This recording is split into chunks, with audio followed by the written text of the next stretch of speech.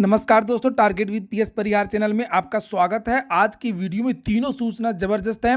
जैसे कि यहाँ पर बीएड के बारे में एक बड़ी अपडेट है, बीएड वर्सेस बीटीसी की। दूसरी सूचना उत्तर प्रदेश नई दरोगा भर्ती की है और तीसरा है माध्यमिक शिक्षा सेवा चयन बोर्ड की। तो वीडियो को जल्दी से लाइक कर दें, शेयर कर दें और जिन छात्रों ने चैनल को अभी भी सब्सक्राइब न किया हो तो जल्दी से सब्सक्राइब कर लें ताकि आप लोगों को भी इसी प्रकार की ऑथेंटिक अपडेट सबसे पहले मिलते रहे। चलिए शुरू करते हैं। आगे बढ़ने से पहले एक सूचना उन विद्यार्थियों के लिए जो विद्यार्थी अग्निवीर भर्ती की तैयारी कर रहे हैं या सेना भर्ती की तैयारी कर रहे हैं। अब तीनों जगह अग्निवीरों की भर्ती होगी, चाहे वायुसेना हो, चाहे नेवी हो, चाहे वो थल सेना हो। यहाँ पर आप लोग देख सकते हैं अग्निवीर वायुसेना विज्ञान ग्रुप एक्स की प्रैक्टिस वर्क बुक है। जिस तरीके से के प्रश्न परीक्षा में पूछे जाते हैं, सेना भर्तियों में पूछे जाते हैं, जो सिलेबस है, जो स्तर है, उसके हिसाब से ये पुस्तकें तैयार की गई हैं। यहाँ पर आप लोग देख सकते हैं इस पुस्तक में 40 सेट हैं। एक बात और बता दूं, केवल अग्निवीर की प्रैक्टिस वर्क बुक ही नहीं आती है, किरण प्रकाशन की बहुत सारी पुस्तकें अग्निवीर के लिए आती हैं और ये काफ़ी अच्छी पुस्तकें हैं। यहाँ पर देखिए प्रैक्टिस वर्क बुक के साथ साथ में यहाँ पर जनरल ड्यूटी की भी पुस्तक आती है, प्रैक्टिस वर्क बुक है। अग्निवीर भारतीय नेवी के लिए एमआर और एनएमआर की प्रैक्टिस वर्क बुक यहाँ पर है। और अग्निवीर वायु विज्ञान विषय ग्रुप एक्स की जो भर्ती आती है प्रैक्टिस वर्क बुक, ये उसकी बुक है। ये सभी पुस्तकें आपको किरण प्रकाशन की जो पुस्तकें हैं सभी कापी किताबों की दुकानों में मिल जाएंगी। और अगर आप लोग ऑनलाइन ही मंगवाना चाहते हैं तो उसके लिए मैंने लिंक दे दिया डिस्क्रिप्शन में, वहां पर जाकर के आप लोग ऑनलाइन भी मंगवा सकते हैं। चलिए शुरू करते हैं अब आज की सूचनाओं को। सबसे पहले तो बात वही होगी बीएड वर्सेस बीटीसी की, क्योंकि इसके सारे के सारे अपडेट्स आपको इस चैनल के माध्यम से दिए जाते हैं।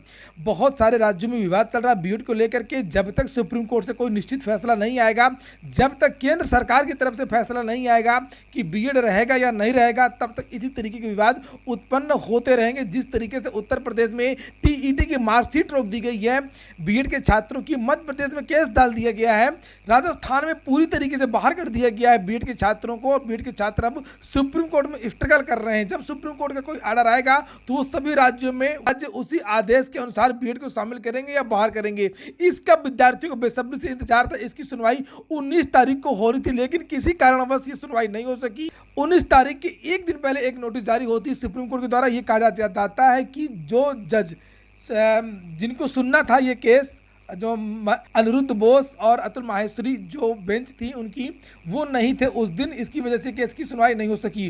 फाइनली आज केस लिस्ट हो गया है। राजेंद्र सिंह चोटिया केस की बात हो रही है। यहाँ पर देख सकते हैं, ये यहाँ पर लिखा हुआ था 19 जुलाई ये को केस लगा था जस्टिस दिनेश माहेश्वरी की बेंच। और ये केस जो है वो अंतिम पड़ाव पर है। सुप्रीम कोर्ट इस पर ऑर्डर देने वाली है, क्योंकि जो एनसीटीई है उसने अपना पक्ष रख दिया, मानव संसाधन एवं विकास मंत्रालय ने अपना पक्ष रख दिया। केंद्र सरकार बीएड छात्रों को रखना चाहती है। किस तरीके से बीएड के छात्रों को प्राथमिक में शामिल किया, इसका जवाब एनसीटीई को देना था, जो 28 जून 2018 को बीएड के छात्रों को शामिल किया गया था। यहाँ पर आप लोग देख सकते हैं पेंडिंग, ये देखिए लिखा हुआ disposal, final disposal at admission stage civil case. और ये अब 26 जुलाई कंप्यूटर जनरेटेड है, 26 जुलाई को अब ये केस होना है। और आज 23 तारीख, 2 दिन बाद तीसरे दिन इस केस की सुनवाई होनी है। देखते हैं क्या होता है। जो भी अपडेट होगी आपको इस चैनल के माध्यम से आपको प्रदान कर दी जाएगी। ये समझ लीजिए कि बीएड के छात्रों का अब तक का सबसे बड़ा ऑर्डर आने वाला है, एक नजीर साबित होगा। यहीं से तय हो जाएगा कि बीएड प्राथमिक में रहेगा या नहीं रहेगा। अगर आप मुझसे पूछेंगे तो मैं अभी कुछ नहीं कहूंगा इस बारे में। मुझे ऐसा बस थोड़ा सा लगता है कि बीएड इतना हल्का नहीं है जिसको आसानी से हटाया जा सके।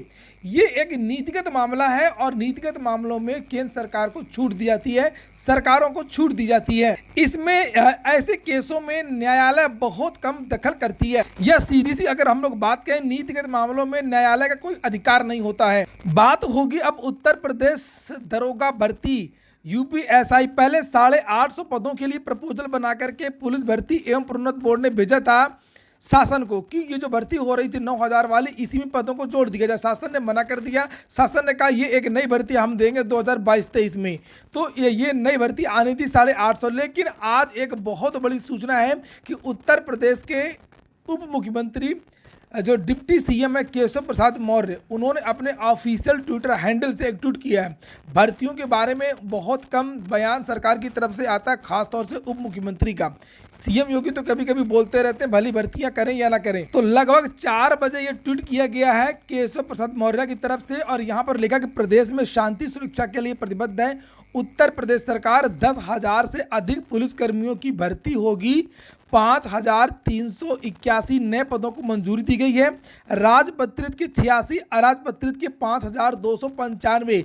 चर्चाएं ये हैं कि अब कम से कम जो दरोगा भर्ती आएगी नई वाली जो 850 थी वो उसकी जो संख्या वो लगभग 4 से 5,000 पद हो सकते हैं, क्योंकि इसमें कुछ जो पद हैं वो ASI इत्यादि के भी होंगे, कुछ रेडियो के होंगे, कुछ मिनिस्ट्रियल पदों के लिए होंगे और 850 पिछले पद, लेकिन फिर भी 4 से 5,000 पदों के लिए आपको नई दरोगा भर्ती इसी साल देखने को मिल सकती है। ये देखिए एक फोटो भी यहाँ पर चस्पा की गई है, ये लिखा हुआ है कि प्रदेश में शांति सुरक्षा के लिए प्रतिबद्ध है और यहाँ पर कहा गया है कि 10,000 पुलिसकर्मियों की भर्ती होगी।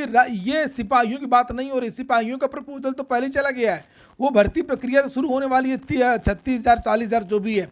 और यहाँ पर ये नए जो पद सृजित किए गए उनकी बात हो रही है। 5,381 नए पदों को जो मंजूरी दी गई है, राजपत्रित के 86 एवं अराजपत्रित श्रेणी के 5,295।